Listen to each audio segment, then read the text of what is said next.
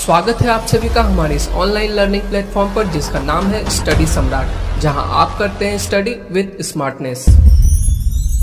पिछले क्लास में हमने इस पोइट्री के पोएट रविंद्रनाथ टैगोर के जीवन और उनके व्यक्तित्व पर प्रकाश डाला था। आज हम लोग इस पोइट्री की शुरुआत करेंगे, तो आइए ज़्यादा देर ना करते हुए शुरू करते हैं आज की क्लास।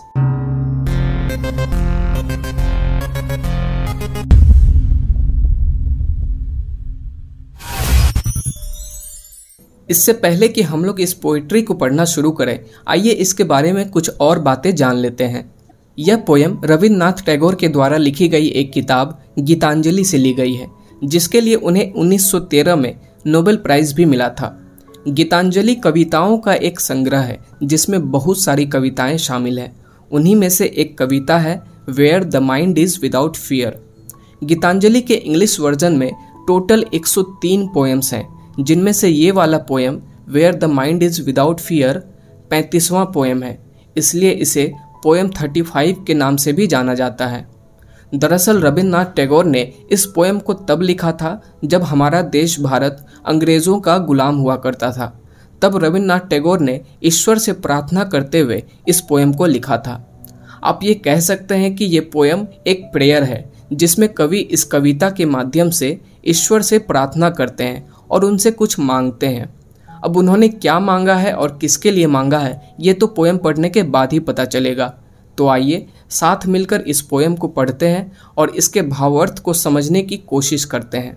लेकिन इससे पहले मैं आपको एक बार फिर से याद दिला दूं कि इस चैप्टर के पिछले पार्ट में मैंने आपको बताया था कि ये पूरी कविता एक ही सेंटेंस में लिखी गई है और इसका मेन पार्ट लास्ट लाइन है। इसलिए इस पोएम के लास्ट लाइन को हम लोग सबसे पहले पढ़ेंगे ताकि हम लोग इस पोएम को बेहतर ढंग से समझ पाएँ। तो आइए शुरुआत करते हैं इसके अंतिम पंक्ति से। इसका आखिरी लाइन है into that heaven of freedom my father let my country awake. यहाँ पर कवि ईश्वर को फादर कहकर संबोधित कर रहे हैं और कहते हैं माई फादर, मेरे प्रभु, मेरे ईश्वर, मेरे परमपिता, लेट माई कंट्री अवेक। मेरे देश को, मेरे देशवासियों को जागृत कीजिए, जगाइए और उन्हें ले चलिए। कहाँ ले चलिए? Into that heaven of freedom, आज़ादी के उस स्वर्ग में।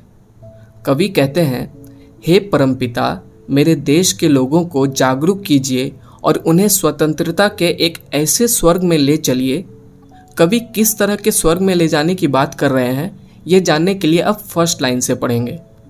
Where the mind is without fear, जहाँ हमारा मन बिना किसी भय के हो, बिना किसी डर के हो।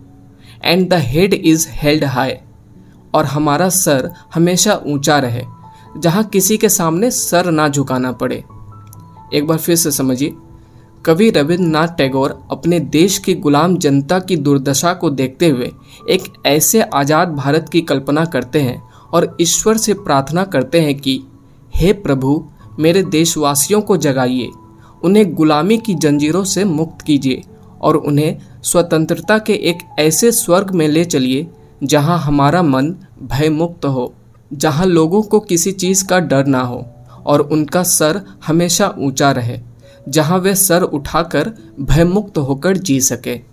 अगला लाइन है वेयर नॉलेज इज़ फ्री, जहां शिक्षा बिल्कुल मुफ्त हो, मतलब हर किसी को ज्ञान प्राप्त करने का अधिकार हो। चूँकि उस समय हमारा देश अंग्रेज़ों का गुलाम था और केवल अमीरों के बच्चे ही शिक्षा प्राप्त कर पाते थे, तो कवि ईश्वर से प्रार्थना करते हैं कि हे ईश्वर, हमारे देश को स्वतंत्रता के उस स्वर्ग में ले चलो जहां हर किसी को ज्ञान प्राप्त करने का समान अधिकार हो, वह भी मुफ्त में। Where the world has not been broken up into fragments by narrow domestic walls, जहां ये दुनिया संकीर्ण घरेलू दीवारों से बटी हुई ना हो। कवि एक ऐसे भारत की कल्पना करते हैं जो जाति, धर्म, ऊंच नीच, अमीरी गरीबी, रंग रूप जैसे संकीर्ण घरेलू दीवारों से बटा हुआ ना हो, जहां सब लोग एकजुट होकर रहें, जहां सबको समान अधिकार मिले, हर तबके के लोगों को समान नज़रों से देखा जाए, जहां लोगों के बीच जाति, धर्म या किसी भी आधार पर भेदभाव ना हो। अगला लाइन है where words come out from the depth of truth, जहां शब्द सच्चाई की गहराई से निकले। इस पंक्ति के माध्यम से कवि ये कहना चाहते हैं कि हमारे देश के लोग बिल्कुल सच्चे हों, वो जो भी बोले बिल्कुल निष्पक्ष होकर सच के आधार पर बोले। ऐसा ना हो कि वो जात पात देखकर या किसी खास समुदाय को देखकर उनका साथ दे, फिर चाहे इसके लिए उन्हें झूठ ही क्यों ना बोलना पड़े। कवि ऐसा नहीं चाहते हैं। कवि एक ऐसे भारत की कल्पना करते हैं जहाँ के लोग सच का साथ दें, ना कि किसी समुदाय विशेष का। लोग जब बोले तो उनके मुख से निकले एक एक शब्द सच्चाई की गहराई से निकले, बिना कोई पक्षपात किए। Where tireless striving stretches its arms towards perfection, जहाँ लोग बाहें फैलाकर संपूर्णता की ओर बढ़ने का अथक प्रयास करें। कवि चाहते हैं कि हमारे देश के लोग आलसी ना हो, काम करने से वे जी ना चुराए, बल्कि हमारे देश के लोग ऐसे बने जो बिना थके बिना रुके कठिन से कठिन परिश्रम करें और अपने देश को संपूर्णता की ओर ले जाएं। हमारे देश को परफेक्ट बनाने के लिए हमारे लोग दोनों भुजाओं से कड़ी मेहनत करें और अपने देश को सर्वगुण संपन्न बनाने का अथक प्रयास करें। अगला लाइन है, where the clear stream of reason has not lost its way into the dreary desert sand of dead habit.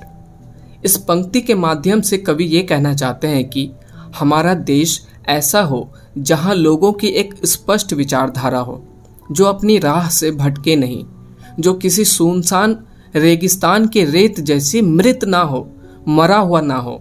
कहने का मतलब है कि हम लोग किसी भी काम को अपनी बुद्धि अपने विवेक से करें। हम किसी अंधविश्वास को ना माने या किसी ऐसी प्रथा या रीति रिवाज को ना माने जिसके पीछे कोई लॉजिक ना हो। नहीं तो फिर हमारी बुद्धि, हमारा विवेक कहीं खो जाएगा, अपने रास्ते से भटक जाएगा और किसी सुनसान रेगिस्तान की रेत की तरह मृत हो जाएगा, जिसका होना ना होना एक समान है। Where the mind is led forward by thee into ever widening thought and action. Thee का मतलब होता है यू। पहले के ज़माने में यू को दी लिखा जाता था। तो यहाँ कवि कहना चाहते हैं कि हमारा देश ऐसा हो जहाँ आप अपने दिमाग को आगे बढ़ने की ओर अग्रसर करें, जहाँ हमारी सोच, हमारे विचार संकीर्ण ना हो और हमारे कार्य हमें उन्नति की ओर ले जाएं। हम अपनी दकियानुसी सोच से बाहर निकलकर खुले विचारों वाले बने, यानी कि हम नैरो माइंडेड ना बने, ब्रॉड माइंडेड बने, जो प्रगतिशील विचार के साथ हरदम आगे बढ़ने की ओर कार्य करे। और इसका लास्ट लाइन है जो हम लोग पहले ही पढ़ लिए थे, into that heaven of freedom my father let my country awake. हे परमपिता, मेरे देश के लोगों को गुलामी की नींद से जगाकर आज़ादी के ऐसे ही स्वर्ग में ले चलिए। तो इसी के साथ ये चैप्टर यहीं समाप्त होता है। आपको ये पोइट्री पढ़कर कैसा लगा कमेंट बॉक्स में हमें ज़रूर बताएं। मिलते हैं बहुत जल्द एक और नए चैप्टर के साथ। तब तक के लिए अपना ख्याल रखें और जुड़े रहें हमारे साथ। जय हिंद।